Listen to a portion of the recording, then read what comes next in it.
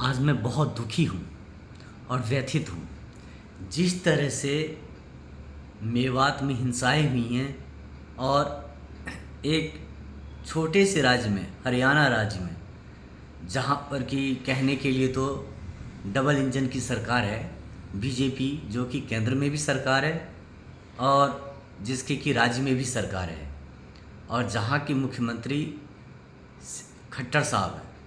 अब सवाल ये उठता है कि एक ऐसा मुख्यमंत्री जो एक छोटे से राज्य को नहीं संभाल पा रहा और वहाँ के जो जनता है उसके हित में काम नहीं कर पा रहे हैं, ऐसे मुख्यमंत्री को बार बार, ऐसे व्यक्ति को बार बार मुख्यमंत्री क्यों बनाया जाता है?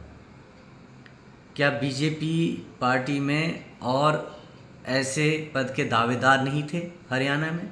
क्योंकि मुझे पीछे की भी कुछ घटनाएं याद आती हैं, जैसे कि संत रामपाल के समय में जो घटना हुई, उसके बाद बाबा राम रहीम के समय पर जो घटनाएं हुई, वो उन सारी घटनाओं में विफल रहे। उनको रोकने में वो कामयाब नहीं हुए और काफ़ी जान माल की हानि उठानी पड़ी थी। अब ये जो मेवात हिंसा हुआ है, सबसे बड़ी बात तो ये है कि एक ऐसी पार्टी की सरकार है जो ये कहती है कि हम तो हिंदुओं के हित की बात करते हैं, हम हिंदू राष्ट्र की बात करते हैं। उस राज्य में जो कि दिल्ली से सटा हुआ है, जहाँ दिल्ली में ये कहा जाता है कि इस देश के सबसे मजबूत गृह मंत्री अमित शाह जी रहते हों। वैसे मैं अमित शाह जी को एक मजबूत गृह मंत्री नहीं मानता हूँ, क्योंकि मैंने देखा है कि उनके नाक के नीचे दिल्ली में दो दो दंगे हुए और दोनों ही दंगों में काफ़ी लोगों की मौत हुई थी, काफ़ी जान माल का नुकसान हुआ था। और उसके बावजूद भी कोई ये कहे कि ये जो गृह मंत्री हैं वो तो बहुत मजबूत हैं, तो ये बात मेरे समझ में आती नहीं है। पिछले 100 दिनों से मणिपुर जल रहा है, वहाँ भी डबल इंजन नहीं, ट्रिपल इंजन की सरकार है, लेकिन वहाँ भी ये सरकार वहाँ की हिंसा को रोकने में कामयाब नहीं हुई। मैं हमेशा कहता हूँ, किसी भी पार्टी से आप जुड़े हो, सबसे बड़ा मुद्दा होना चाहिए हमारी जान माल के नुकसान को कम करने की। जब भी दंगे होते हैं, फसाद होते हैं, तो हमेशा उसमें नुकसान आम जनता का होता है, चाहे वो किसी भी धर्म से जुड़ा हो, चाहे वो हिंदू हो, मुस्लिम हो, सिख हो, ईसाई हो।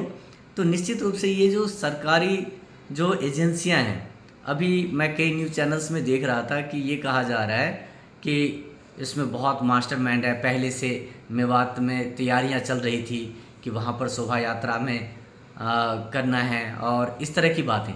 तो भाई एक बात बताओ, क्या वहाँ पर अगर इस तरह की चीज़ें चल रही थी तो आपकी जो सरकारी एजेंसियां हैं वो क्या कर रही थी?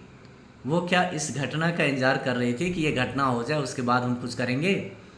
शर्म आनी चाहिए सरकार को, जहाँ पर 5 लोगों की मौत हो चुकी हैं, कम से कम 200 से ऊपर गाड़ियाँ जलाई जा चुकी हैं, और दिल्ली से सटे हुए हो केंद्र, जहाँ पर केंद्र में भी सरकार बीजेपी की है, राज्य में भी सरकार बीजेपी की है।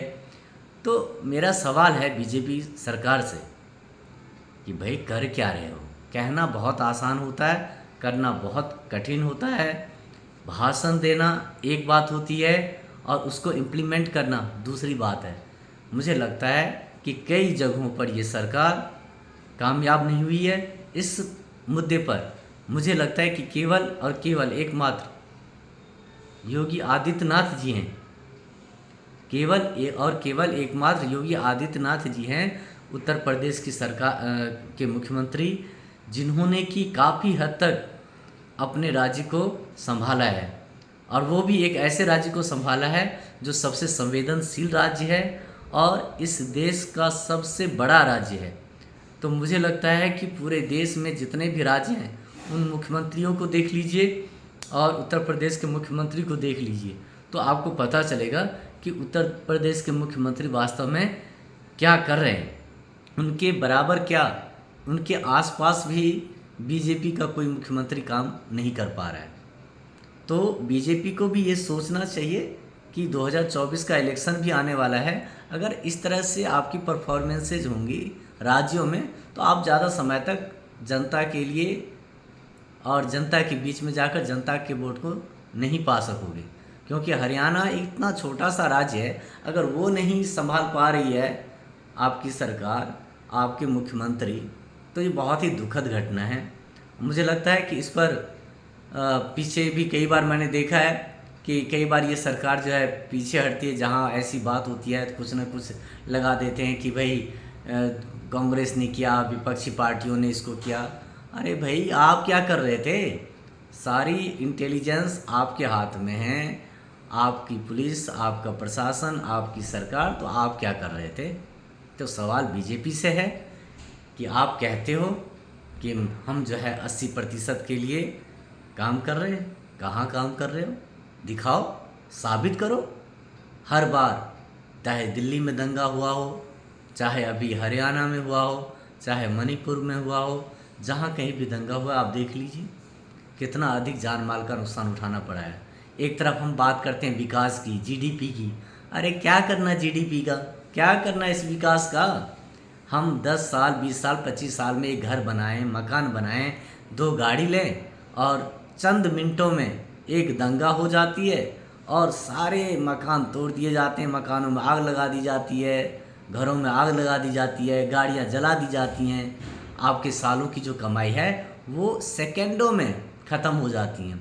मुझे लगता है कि ये जीडीपी का जो चक्कर है, इनसे दूर रह के सबसे ज़्यादा ज़रूरी है कि यहाँ के जो आम जनता है उसको सुरक्षा देना है। आप जीवित रहोगे तो बहुत कुछ कर सकते हो, यहाँ तो ज़िंदा रहना मुश्किल हो गया है। आप कम से कम लोगों को जीने का हक दीजिए ताकि वो सुरक्षित रह सकें। अगर आप सुरक्षा ही नहीं दे सकते अपने देश के नागरिकों को, अपने राज्य के नागरिकों को, तो बाकी आप क्या कर सकते हो? बस तकलीफ़ बहुत ज़्यादा है, इसलिए खुद को रोक नहीं पाया। वैसे इस संवेदनशील मुद्दे पर आज बोलने का कोई विचार नहीं था, लेकिन मैं खुद को रोक नहीं पाया।